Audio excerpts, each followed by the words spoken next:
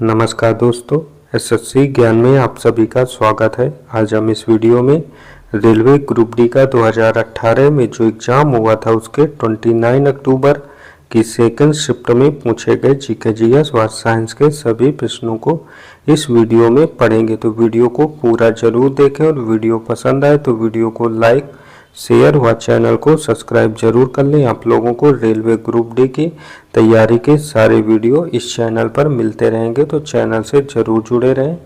बढ़ते हैं अपने आज के वीडियो में और देखते हैं सेकंड शिफ्ट में किस टाइप के और कैसे प्रश्न एग्जाम में पूछे गए थे।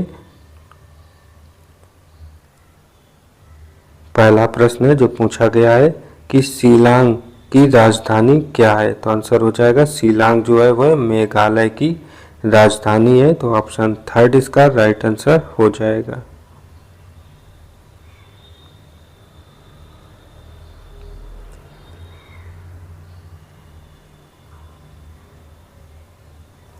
रेलवे में मैथ रीजनिंग जीके जीएस के सारे प्रश्न मिक्सअप में पूछे जाते हैं, तो हम लोग जीके जीएस के प्रश्नों का रिवीजन करते जाएंगे। मैथ के प्रश्नों को आप लोग देखकर लगाते चलें।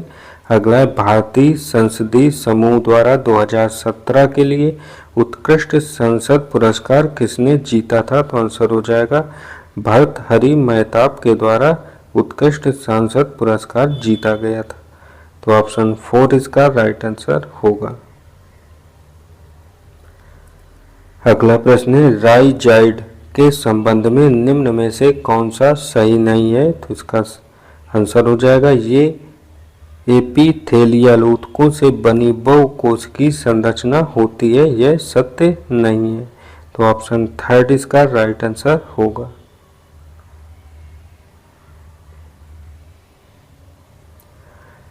अगला प्रश्न पूछा गया था कि किदम्बी श्रीकांत किस खेल के लिए प्रसिद्ध है। तो आंसर हो जाएगा यह बैडमिंटन खेल के लिए प्रसिद्ध है। तो ऑप्शन 4 इसका राइट आंसर होगा। अगला प्रश्न था विंग्स इंडिया 2018 नागरिक उड्डयन और एरोस्पेस क्षेत्र में आयोजित किए जाने वाला एक बड़ा कार्यक्रम है जिसमें एयरलाइंस एयरक्राफ्ट और बुनियादी ढांचे को प्रदर्शित किया जाता है। किस भारतीय शहर ने 2018 में इस कार्यक्रम की मेजबानी की थी। तो आंसर हो जाएगा हैदराबाद ने। तो ऑप्शन 4 इसका राइट आंसर हो जाएगा।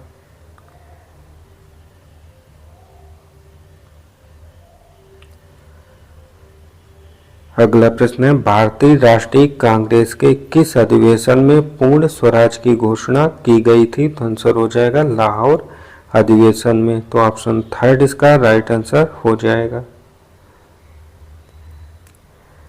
अगला प्रश्न था the immortals of Meluha the secret of the Nagas और the oath of the Vayuputras तीनों पुस्तकों के लेखक कौन है। तो आंसर हो जाएगा अमीश त्रिपाठी। तो ऑप्शन थर्ड इसका राइट आंसर हो जाएगा।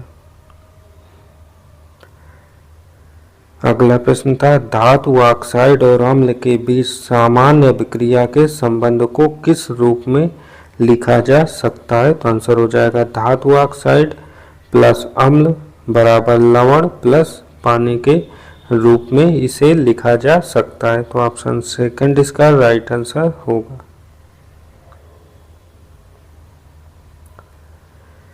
अगला प्रश्न पूछा गया था बजट से कि इस वर्ष के केंद्रीय बजट 2018-19 के मुख्य विषय के रूप में सामने आई समुद्री रणनीतिक कूटनीति की पहचान करें। तो आंसर हो जाएगा द्वीपीय देशों में बड़ा निवेश करना। तो ऑप्शन थर्ड इसका राइट आंसर होगा। अगला प्रश्न था पौधों में स्रावित होने वाला वह हार्मोन जो तने के विकास में मदद करता है। तो आंसर हो जाएगा वह हार्मोन्स होता है ऑक्सिन हार्मोन्स। तो ऑप्शन थर्ड इसका राइट आंसर होगा।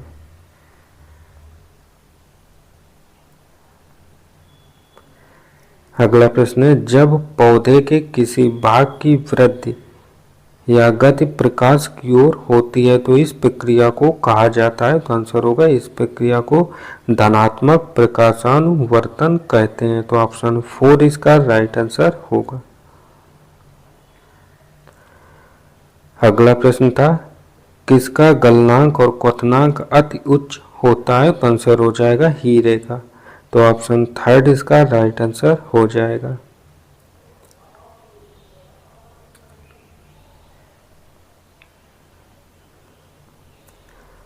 अगला प्रश्न था वर्ष 2018 में साहित्य अकादमी के अध्यक्ष के रूप में किसे चुना गया है, तो आंसर हो जाएगा चंद्रशेखर कंबर को चुना गया है। तो ऑप्शन सेकंड इसका राइट आंसर हो जाएगा।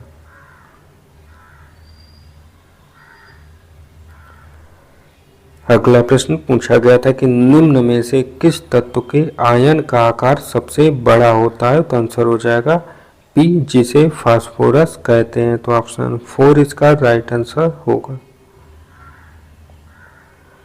अगला प्रश्न था भारत के 29वें राज्य तेलंगाना के निर्माण के बाद निम्न में से किस पार्टी ने राज्य में पहली बार सरकार बनाई थी, तो आंसर हो जाएगा तेलंगाना राष्ट्र समिति ने।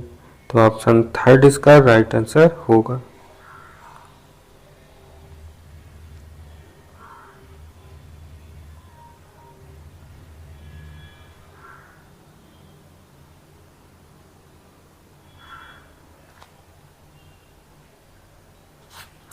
अगला प्रश्न पूछा गया किस कंपनी ने श्री रंगराजन राघवन को अपना प्रबंध निदेशक नियुक्त किया है, तो आंसर हो जाएगा एचसीएल इंफो सिस्टम लिमिटेड ने। तो ऑप्शन सेकंड इसका राइट आंसर हो जाएगा।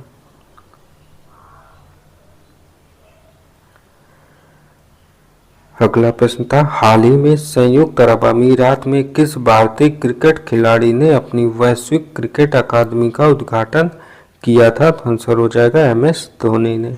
तो ऑप्शन फर्स्ट इसका राइट आंसर होगा।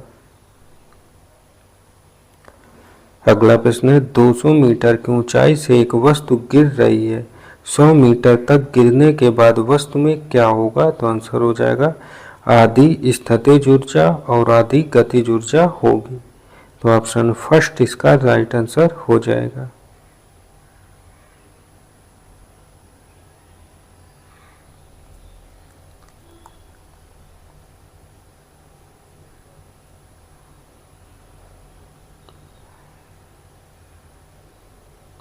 अगला प्रश्न है भारत के किस राज्य में सबसे पहले मानसून आता है, तो आंसर हो जाएगा केरल राज्य में सबसे पहले मानसून आता है। और गर्मियों के समय में ये दक्षिण पश्चिम मानसून जो केरल से होकर आता है उसी के अनुसार वर्षा होती है। तो ऑप्शन सेकंड इसका राइट आंसर हो जाएगा। अगला था भारतीय ज्ञानपीठ संगठन का संबंध निम्न में किस क्षेत्र से है, तो आंसर हो जाएगा इसका संबंध साहित्य के क्षेत्र से है। तो ऑप्शन थर्ड इसका राइट आंसर होगा। अगला था आजादी के बाद से लेकर अब तक भारत में कौन सा सबसे बड़ा कर सुधार हुआ है, तो आंसर हो जाएगा वस्तु एवं सेवा कर जीएसटी का सुधार हुआ है। तो ऑप्शन सेकंड इसका राइट आंसर हो जाएगा। अगला प्रश्न है जाइला में कैसा ऊतक है, तो आंसर होगा जाइला में एक जटिल स्थायी ऊतक होता है। तो ऑप्शन फर्स्ट इसका राइट आंसर हो जाएगा।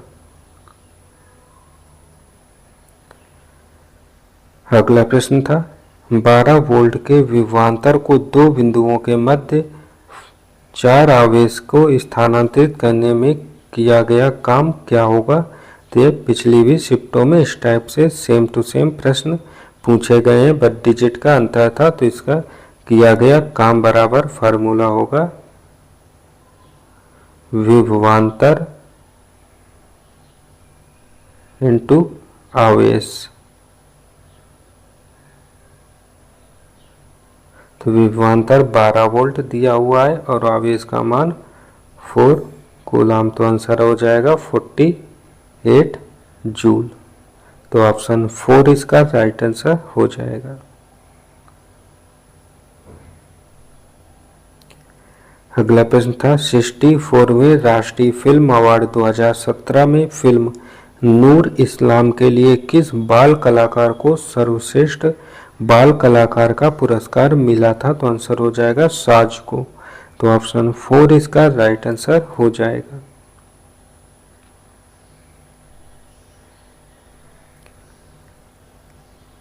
अगला प्रश्न है 10 केजी द्रव्यमान की एक वस्तु जब भूमि से 8 मीटर की ऊंचाई पर हो तब उसमें कितनी ऊर्जा होगी। तो यहाँ पर स्थितिज ऊर्जा पूछा गया है। तो स्थितिज ऊर्जा का फार्मूला होता है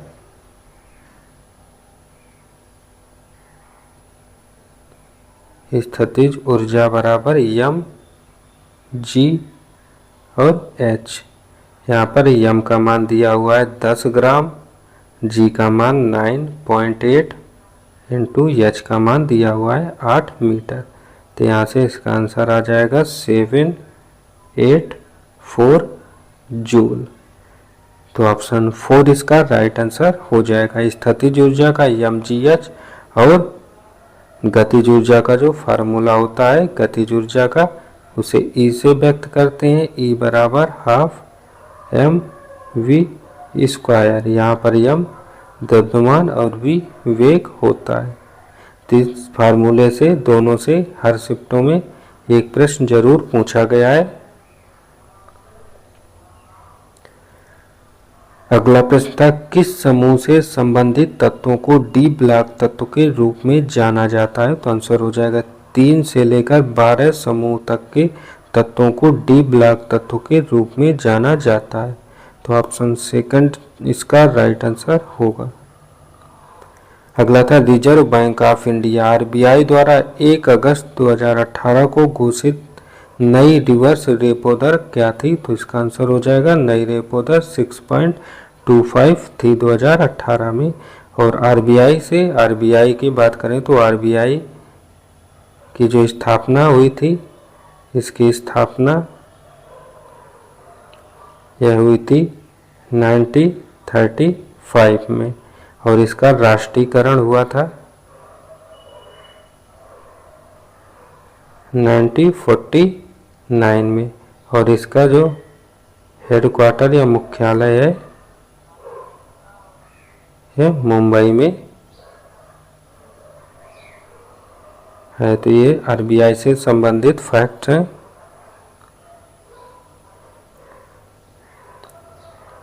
अगला प्रश्न है द्रव्यमान और वेग का गुणनफल क्या कहलाता है।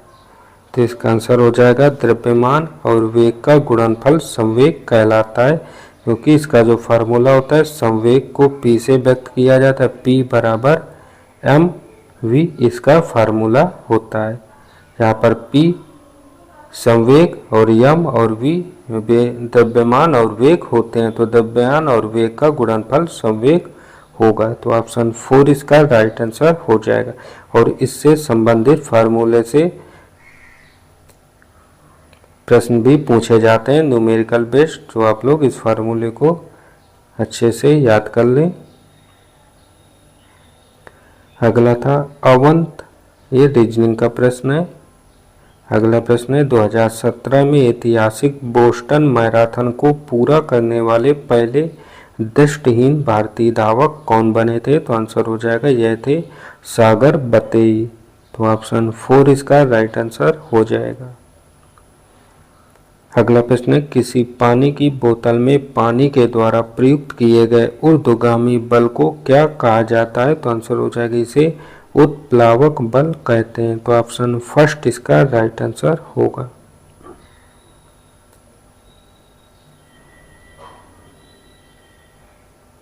अगला प्रश्न था भारतीय संविधान का निम्न में कौन सा सिद्धांत रूस के संविधान से प्रेरित है। तो आंसर हो जाएगा मौलिक कर्तव्यों का सिद्धांत रूस के संविधान से प्रेरित है। तो ऑप्शन थर्ड इसका राइट आंसर हो जाएगा। अगला है 220 ग्राम कार्बन डाइऑक्साइड में कितने मोल होते हैं। तो आंसर होगा इसमें 5 मोल होते हैं। तो ऑप्शन सेकंड इसका राइट आंसर हो जाएगा। अगला प्रश्न था अंडप में क्या होते हैं। तो आंसर हो जाएगा अंडप में बीजांड होते हैं। तो ऑप्शन 4 इसका राइट आंसर होगा।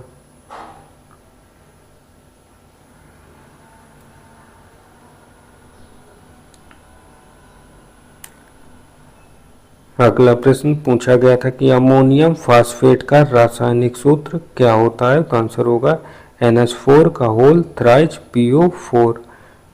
अमोनियम फास्फेट का रासायनिक सूत्र होता है, तो ऑप्शन फर्स्ट इसका राइट आंसर होगा। अगला प्रश्न था संगम काल को तमिल भाषा का स्वर्ण युग कहा जाता है क्योंकि इस काल में अनेक कालजयी तमिल लिखे गए थे, तो आंसर हो जाएगा इसमें कविताएं लिखी गई थी तमिल भाषा में, तो ऑप्शन सेकंड इसका राइट आंसर होगा।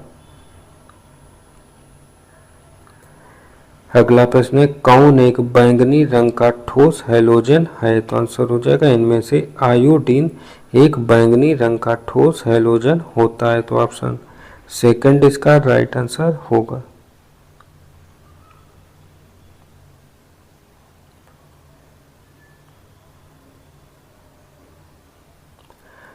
अगला प्रश्न था भारतीय राज्य के निम्न में से कौन से राजनीतिक दल का नेतृत्व रामविलास पासवान करते हैं, तो आंसर हो जाएगा लोक जनशक्ति पार्टी का नेतृत्व करते हैं, तो ऑप्शन थर्ड इसका राइट आंसर होगा। अगला था वह सीधी नलिका कौन सी है जो 40 सेंटीमीटर लंबी होती है और शुक्राणुओं को वीर्य नलिका तक ले जाती है, तो आंसर हो जाएगा शुक्र वाहिका, तो ऑप्शन थर्ड इसका राइट आंसर होगा।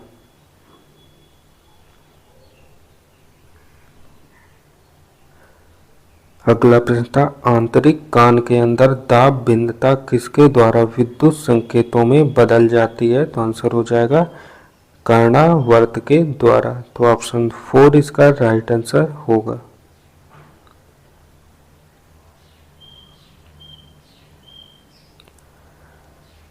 अगला प्रश्न है एल्काइन का सामान्य सूत्र क्या होता है, तो आंसर हो जाएगा एल्काइन का सामान्य सूत्र CnH2n-2 होता है। CnH2n-2 ऑप्शन फर्स्ट इसका राइट आंसर होगा।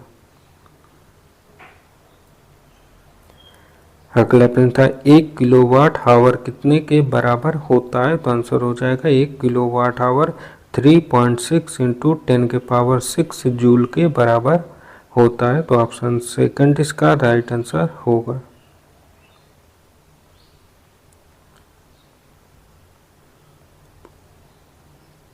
अगला प्रश्न था निम्न में 4 शब्द दिए गए हैं, 3 एक प्रकार से समान है, चौथा कौन सा भिन्न है, तीन में से Kotak Mahindra bank, NIT Calicut, IIT Hyderabad और IISc बेंगलुरु।